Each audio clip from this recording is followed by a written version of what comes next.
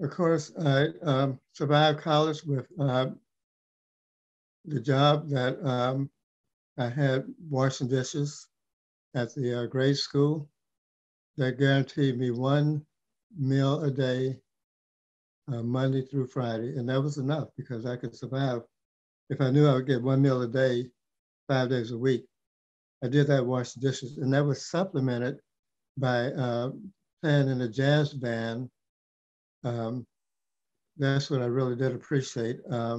Except we only played like maybe sometimes once a month, maybe once every 2 months. It was for dances and special occasions.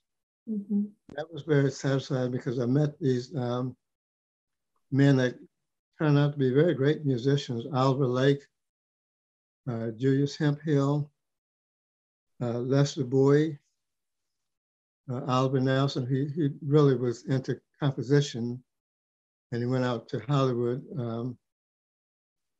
I told the story that we would be playing because he played alto sax, and I'd be playing the piano, and he would want to come up on the stage and play the piano. So I was a little bit jealous, you know. I said, well, in my mind, you stick to the sax. But that was how great he was. He could play the piano, he played alto sax. He was a great composer. Of course, he died young. But those were the great musicians that went on to be part of the Chicago scene that I had a chance to play with. And I think I told you the story about one of the greatest mistakes I ever made was to underestimate John Hicks. I just stand amazed at the tremendous piano player that he turned out to be. I had no idea about his talent at that time. Let me go back. Also, I should say, of course, music has a double major. The other thing, of course, was my very late start in getting into mathematics. I didn't start till my junior year, which is very, very late to do anything. But with the help of Dr. Walter Talbot, he believed in me. He said, it is late. You don't have any mathematics background. I'll take you under my wing and we'll double up your courses. You'll take 2 or 3 courses every semester. It took me an extra year and a half to graduate from college, but with the help of Dr. Talbot, that's where I got my mathematical training from, because I think about 90% of the courses that I took were under his tutelage. So it was the music and the mathematics that was so pleasant for me in college. Let me just say one more thing. I had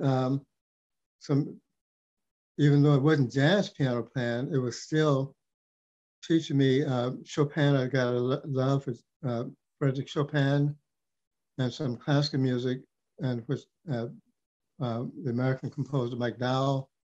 I had to learn because I was majoring in music as well. I had to learn classical piano with the help of Mrs. McSwain, Dr. Fuller, and Mr. Lawrence Kimbrough.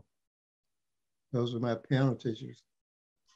So it broadened my scope in music. I understood what Charlie Parker meant.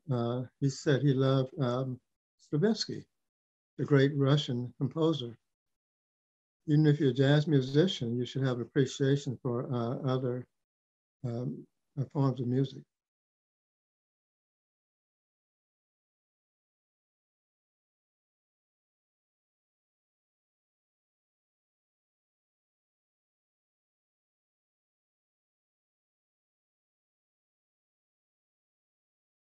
It's, again, my naivete. I mentioned that when I saw my brother with all these notes on the saxophone up and down, and only 3 little, what I thought were only 3 notes on a trumpet, I could learn the trumpet.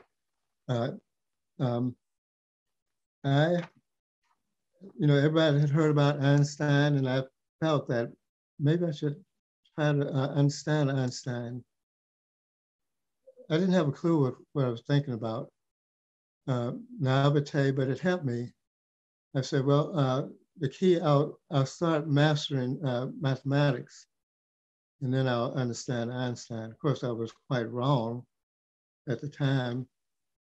And then I knew that at one point, when I went back to Kansas City, maybe for Christmas, I would go to Mr. Davis. Mr. Leo Davis, my band teacher.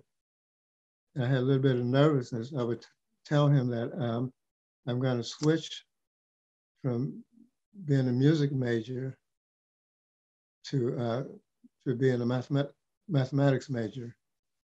And I was afraid he'd be quite disappointed with me. But to my surprise, he said, oh, in so many words, oh, that's excellent.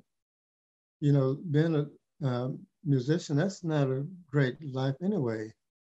I'm just glad that you will go into another area, keep your music going and go into another area. So he was very, very pleased and supportive. So that gave me the impetus to go ahead and start studying mathematics with that dream of understanding Einstein.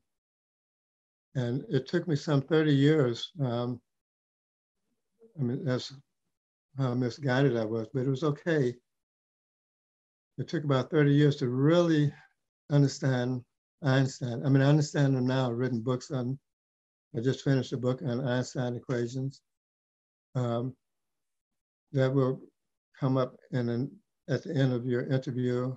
His equations are the most, I guess maybe the most advanced equations in the universe after Newton. I mean, he goes well beyond Newton to really describe the universe with this set of nonlinear gravitational equations. So I finally succeeded in understanding Einstein. I can say there's not a whole lot of people on Earth that understand him. It's not that important, but it was important to me. So that's one of the goals I did reach, right? Switching to mathematics.